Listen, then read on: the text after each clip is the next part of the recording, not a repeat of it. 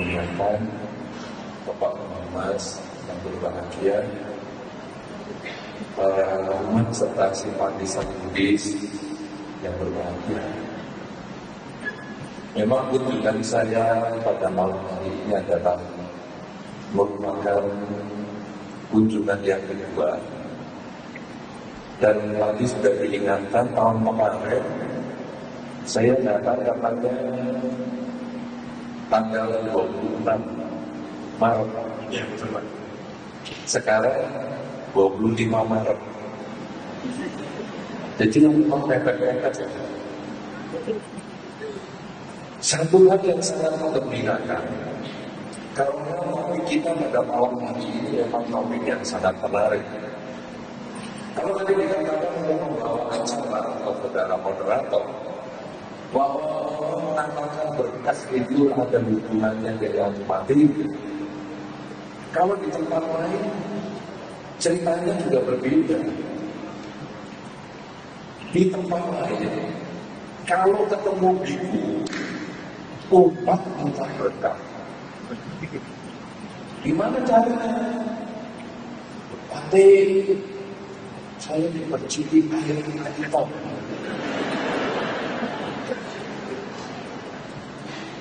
Saya diperciki air hitam. Sudah, dan kita perciki. Urut aja, Pate. Saya berhasil banyak sekali. Terima kasih. Terima kasih. Banyak orang yang mau terima kasih. Bedaknya dia mulai untuk. Kemudian penghias mata yang hitam-hitam itu mulai. Lalu rambutnya dulunya tebal besar. Kemudian mencium karena basah, tapi pokoknya berkah. Ada yang seperti ini. Kemudian ada lagi yang lain. Berkah itu katanya ngambil barangnya ngambil.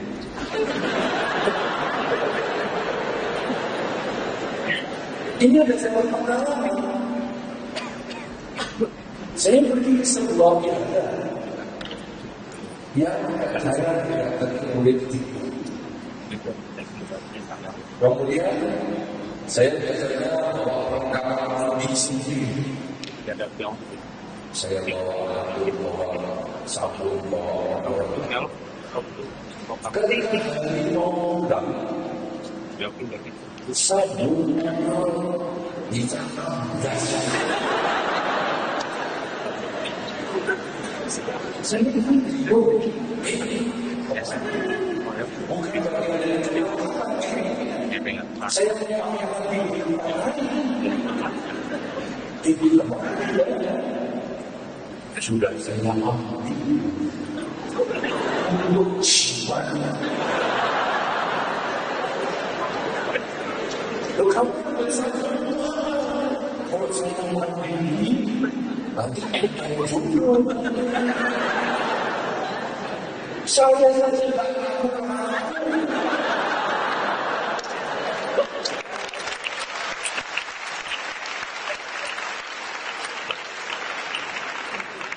Saya tidak tahu bagaimana sabun yang bisa dibikin orang enteng jodoh. Ini tidak masuk akal. Tapi itu katanya ini berkah. Orang sandal itu hilang. Kalau pakai sandal itu batin, mesti selamat. Batinnya saja kadang kesandung, kadang jatuh. Itu katanya berkah. Jadi pembersihan air katanya berkah. Dapat jimat dari pati berkah. Ada yang lebih luar biasa lagi. Saya perhatikan di beberapa daerah, mudah-mudahan tidak dibimbingkan. Umat suka nunggu di kumandang. Mudah-mudahan juga tidak ada. Ada nggak? Ada juga. Padahal saya sudah ngomong mudah-mudahan nggak ada. Apa yang dia inginkan? Kalau uang biasanya berangkat banyak, ibu juga nggak bisa ngambisi. Ada yang ngomong, makan boleh, yang banyak. Besok kan batik puasa. Loh, saya ini dikira ontal. Obat kita gurun pasir, minum banyak lah. Itu biasa-biasa saja. Nah, jadi umat perdana sudah banyak. Kemudian ada kawan perdana, ini pantai, ayo. Ini pantai bubuk. Ini pantai tahu. Saya ngomong sebetulnya saya suka. Itu bubuk, itu tahu. Kamu gak bisa kasih tahu lagi sama saya. Kemudian tadi, udah ngomong ini sayur ini bubuk. Pantai ini masak sendiri. Pantai ini goreng sendiri. Dia nunggu di depannya. Oh, itu kan banyak makan. Sama kan sedikit-sedikit. Punya saya berarti. Belum dimakan. Wah, ini dia. Ya, sudah. Yang itu benar. Habis sedikit. Kotoran sedikit. Yang orang-orang kecil begini mau bagaimana diisi semua. Terus sudah selesai makan. Langsung apa yang dilakukan umat yang itu, mudah-mudahan tidak dilakukan di mereka. Semua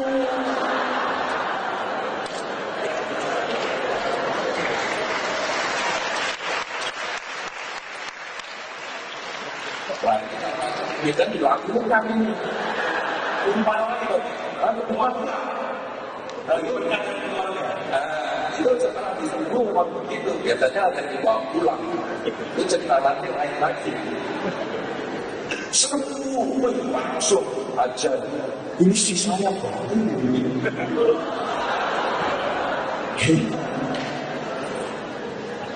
Lalu ada satu umat yang kisah. Ada satu ketika umat berdana air. Kemudian sampah umat ini di dalam ruang makan diminum dulu. Kemudian dibawa keluar. Ayo siapa mau berkah ini? Ayo berkah. Punya batik loh, punya batik. Woi semua tahu minum. Sudah minum apa? Dia ketawa. Kenapa kamu ketawa? Tahu nggak? Itu bukan sisa batik, itu sisa saya. Oh, gara-gara terlalu percaya di luar. Nah, kemudian ada lagi. Itu yang tadi dibawa pulang, ya, bawa pulang. Yang unik bukan makanan yang saya temui di masyarakat. Wihara kan jadinya luas, kebunnya besar, umat banyak. Setelah berandali kepada Darul dan para biku, matanya berkeliling melihat kebun.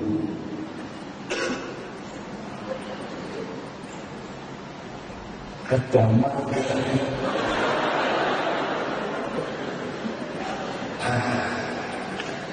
Ini mangga yang sering dipelajari Pak Rima.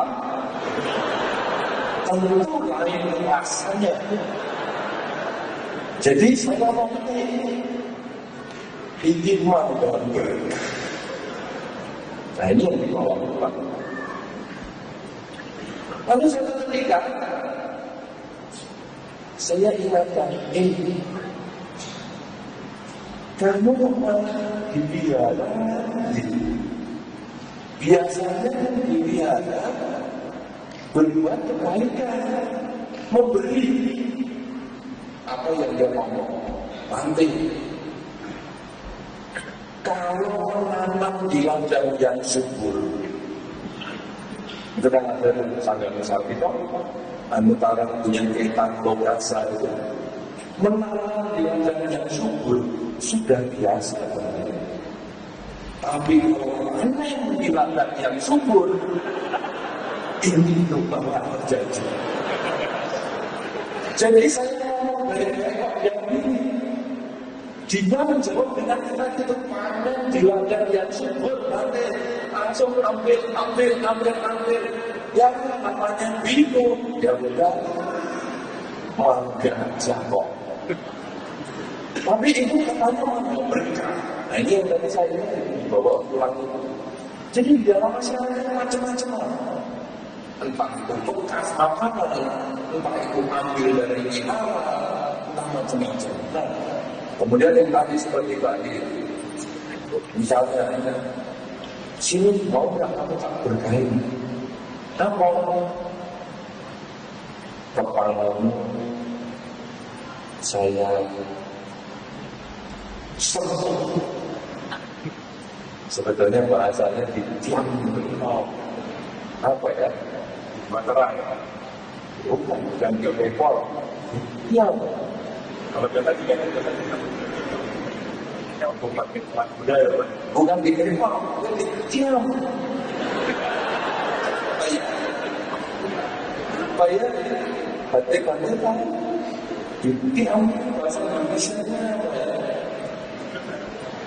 Kan kadang-kadang kita punya kuda lupa terus diberkahi itu ditiam istilahnya, nggak tahu itu bahasa dari mana, saya nggak tahu ya? Mungkin ya ada pembelian yang ada belakangnya ya, itu maksudnya sini jikalau saya tiam jadi semuanya dia nanti dapat berkah. Banyak sekali hal seperti itu. Bahkan seperti yang tadi diceritakan oleh saudara moderator, kadang-kadang melibatkan materi. Karena urusan agama ini maupun gampang diputar balik. Sehingga bagi orang yang tidak mengerti, orang yang percaya pada suatu keyakinan tertentu itu paling mudah ditipu. Satu contoh saja, kemudian sembahyang. Ini pulang dari wihara, kerjaannya atau dagangnya hari itu rugi. Langsung dia protes wihara. Bagaimana? Saya sembahyang di sini malah rugi. Apa jawab orang dari wihara? Untung kamu sudah sembahyang. Jadi rugimu cuma sedikit. Kalau kamu nggak sembahyang, ruginya lebih banyak. Akhirnya orang sembahyang terus. Tapi kalau orang datang ke wihara dan tidak sembahyang, tidak merugi, itu juga enak. Tahu nggak? Kenapa kesana merugi? Karena kamu ke wihara tidak sembahyang. Jadi apapun yang terjadi, gampang sekali dibolak-balik orang percaya. Makanya kemudian kalau berhubungan dengan materi tadi, aduh, saya tahu kalau saya sial terus ya. Karena kamu dulu misalnya, iya. Makanya orang itu tiap supaya kamu usaha yang sepanjang tahun. Loh, tapi saya tahun kemarin sudah dihitam yang begini. Gagal usahanya, kepala saya terbakar, rumah saya terbakar. Loh, itu sudah dihitam. Jadi kamu nggak ikut terbakar. Cuma hal kamu saja. Jadi sini tetap saja diam. Duit lagi. Padahal di dalam agama Buddha bukan itu. Agama Buddha tidak melihat berkah dari benda yang dimiliki. Apakah itu sabunnya biku, apakah itu sisa makanan biku. Sampai saya pernah melihat orang yang ingin punya berkah.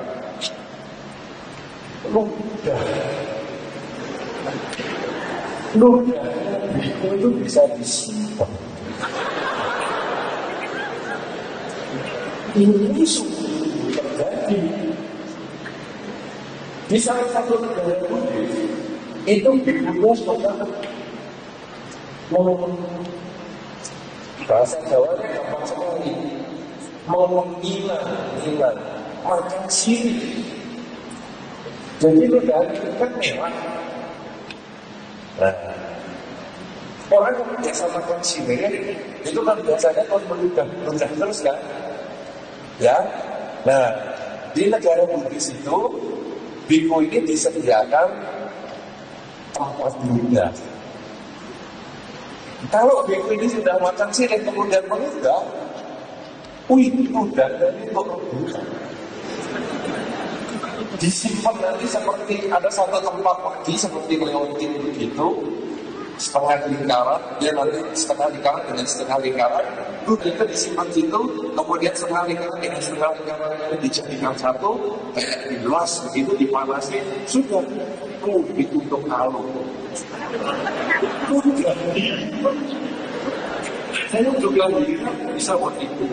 Padahal di dalam Dhamma, benda seperti itu bukan berkah.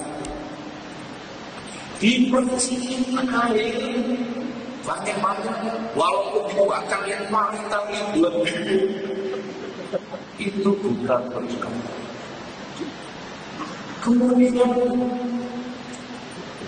mungkin punya sifat tertentu, jiwa-jiwa tertentu, itu bukan berkah.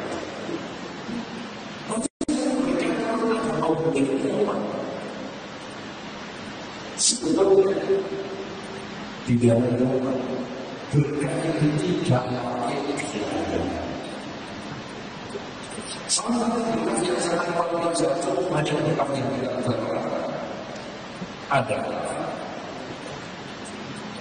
membuat mereka yang paling dihormat itu berkah. Lu siapa yang paling dihormat? Orang tua kita. Orang tua kita yang di rumah itu kalau Anda bisa menghormat dengan baik, Anda tidak menimbulkan konflik bagi dia, Anda tidak mempersulit dia, ini sudah berkah. Belum kasih uang sama orang tua, pokoknya Anda menghargai dia, melayani dia, membuat dia senang, itu sudah berkah. Berkah tidak untuk cari biku. Wah, saya mau menghormat hanya kepada para biku. Ya, kalau ketemu biku. Kalau tidak, apa tidak menghormat sekali? Ada orang tua kita. Ada orang dengan begitu nama segala dengan baik. Tapi sama orang tuanya, malah tangannya dipegang. Ketika orang tua mengatakan, tolong diambilkan air ya nak. Papa kan masih muda, punya kaki, punya tangan, ambil sendiri. Loh, kau kan anakku, boleh kau melayani orang tua. Siapa yang minta aku jadi anakmu? Kamu sendiri yang bikin urusan sampai saya lahir seperti ini. Lalu orang jago, ya saudara cuma mengira saja jadi ribut, padahal orang tua tidak bisa menjawab. Mau sebetulnya nggak punya anak orang tapi keluarga aduh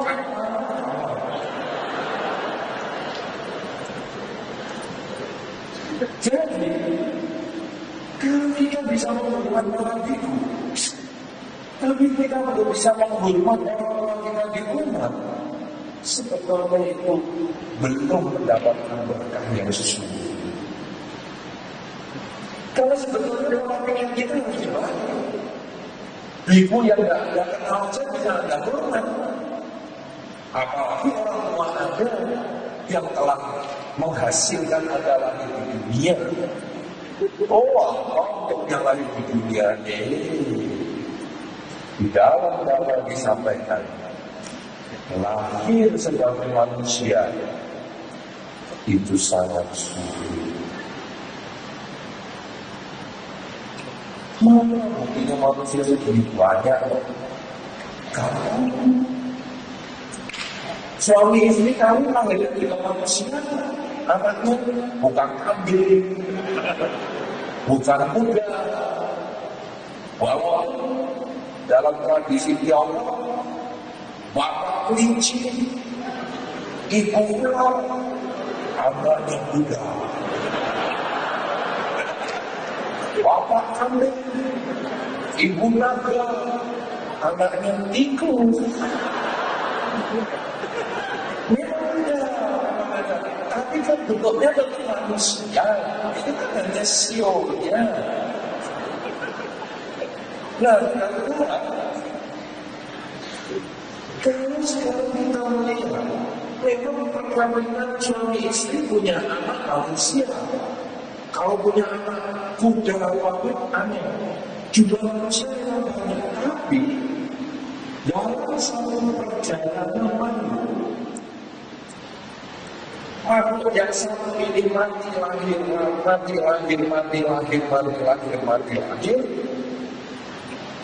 kemungkinan menjadi manusia itu sangat kecil. Di dalam dhamma disampaikan, kok kecil itu perbandingannya gimana? Samudra dan perbandingan. Kalau kita mengambil tanah dengan kuku, padahal ini seorang ibu selalu dipotong pendek, mengambil tanah dengan kuku, banyak mana tanah di kuku dengan tanah di seluruh dunia ini? Kalau menurut Anda banyak mana? Menurut Anda banyak tanah yang ada di buku atau banyak tanah yang ada di seluruh dunia? Menurut Anda bagaimana? Bukan kecil. Oh, seluruh dunia, benar. Jelas tanah di seluruh dunia jauh lebih banyak daripada tanah yang ada di ujung jari tadi. Lalu Sang Buddha mengatakan, kemungkinan seseorang satu makhluk menjadi manusia itu seperti tanah yang ada di buku dibandingkan tanah di seluruh dunia. Sangat sedikit kemungkinan terlahir sebagai manusia dalam kurun waktu mati lahir. Sulit dalam hidup manusia. Karena itu orang kita kadang jahatnya luar biasa. Ada beberapa orang bertanya, Bante, orang tua saya jahat sekali, bagaimana? Apa saya tetap membalas budi kepada orang tua? Tetapi dia membawa saya ke panti asuhan, dia tidak bertanggung jawab, saya tidak dirawat. Apakah saya tetap membalas jasa? Kenapa? Karena orang tuamu yang membawa jahat, yang baru membuang ke panti asuhan, orang tua itu yang membuat engkau terlahir sebagai manusia mengkondisikan engkau lahir sebagai manusia yang di dalam dapat dikatakan sulit sekali lahir sebagai manusia. Seperti orang kuku berbanding seluruh dunia. Oleh karena itu kita layak membunuh orang tua kita. Karena dari beliaulah membuat kita lahir di dunia. Siapa yang tidak pernah nama sekarang kepada para biku, para biksu ini? Siapa yang tidak pernah nama sekarang? Nama sekarang itu paling maksud saya. Siapa? Tidak ada. Pantas. Pantas. Ada yang pernah nama sekarang kepada para biku atau biksu ini? Ada tak? Tunjuk jari, tunjuk tangan yang tinggi. Oh, sedikit sekali. Saya mau lagi. Berapa banyak yang suka nama sekarang kepada para ibu, para biksu dan lain-lain. Ayo tunjuk jari yang banyak-banyak. Akhirnya handphone yang akan bunyi nanti. Kalau pas acara ini handphone yang bunyi nanti hadiahnya itu. Ayo. Tak banyak. Kalau yang lain-lain alasan menunjukkan kebajikan saja malas, apalagi burukan. Karena sekarang terbaik aja untuk mengakui. Apalagi kalau ditanya siapa yang mengambil uangnya bapaknya, cepat sembunyi semua katanya. Berbaik ini dibawakan. Siapa yang siapa yang pernah melakukan kamu? Siapa yang pernah mencuri? Hal yang tidak pernah masalah kepada para biku dan biksu, maka Anda mesti bisa menghormat orang tua Anda juga. Karena mereka yang melahirkan Anda. Dan karena Anda sudah dilahirkan, maka Anda hidup sebagai manusia. Hidup sebagai manusia itu juga tidak mudah. Apa buktinya hidup sebagai manusia tidak mudah? Berapa banyak bayi mati di dalam kandungan? Berapa banyak anak kecil mati ketika dilahirkan? Berapa banyak sudah mati beberapa hari meninggal? Berapa banyak yang tidak sampai usia dewasa? Tidak banyak. Ada teman Anda yang seumuran Anda sudah pernah, teman Anda yang sudah meninggal? Ada? Yang seumuran Anda yang sudah pernah? Tidak pernah. Seumuran Anda yang sudah meninggal? Teman Anda, teman Anda yang umurnya sama dengan Anda, teman sekolah Anda, dan meninggal. Siapa yang punya teman dan begitu? Tunjuk jari sedikit lagi, lebih banyak. Itu dong, berarti tunjuk jari nanti hadiahnya dari foto. Makanya hati-hati bagi yang mau jangan berani-berani bunyi di ruangan ini. Nanti loh, dia yang suka jadi baju. Nah, artinya hidup sebagai manusia ini aja sulit. Belum kena dampak BBM naik. Untung harga starting listrik juga nggak jadi naik. Untung flu burung juga nggak menyebar. Untung demam berdarah nggak banyak. Untung tidak ada yang kurang gizi. Berapa banyak mereka yang meninggal di perjalanan sebelum umur sampai seperti kita. Hidup sebagai manusia sulit. Kalau sekarang lahir sebagai manusia sudah sulit, hidup sebagai manusia sudah sulit. Di dalam disampaikan lahir seorang budak, ini juga sulit.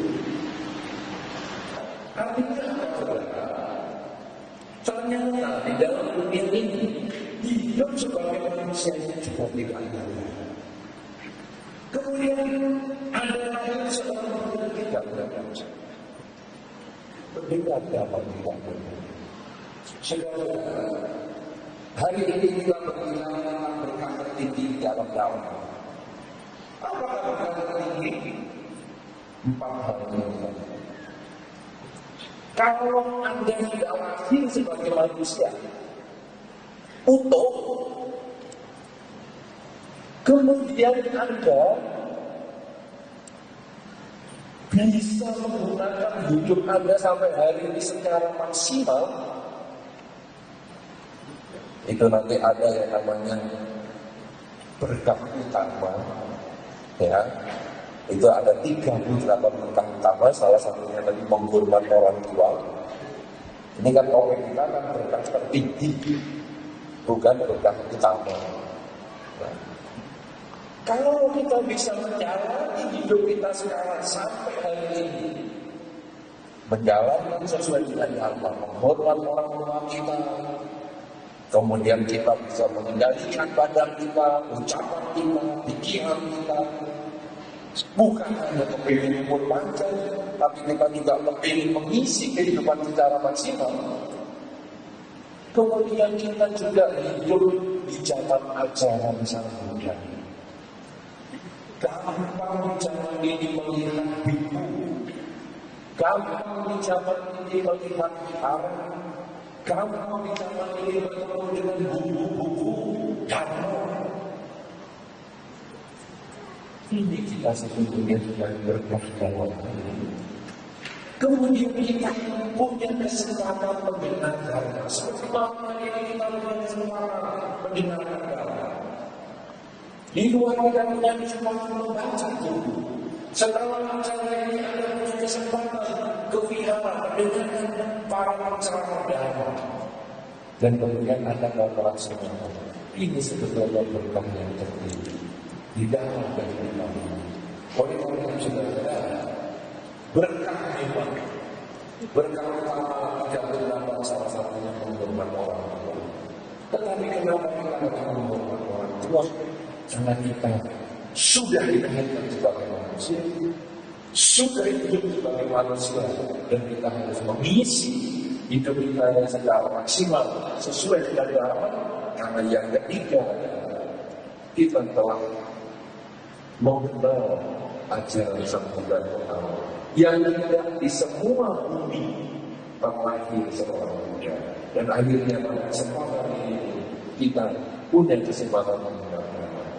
Kalau ada hal yang sulit di dunia, dikatakan di dalam agama, sungguh sulit untuk terlahir sebagai manusia, sungguh sulit untuk hidup sebagai manusia, sungguh sulit untuk seorang Buddha terlahir di dunia, sungguh sulit untuk mendengarkan. Kalau kesulitan ini Anda sudah lewati sekarang ini, apa yang harus kita lakukan?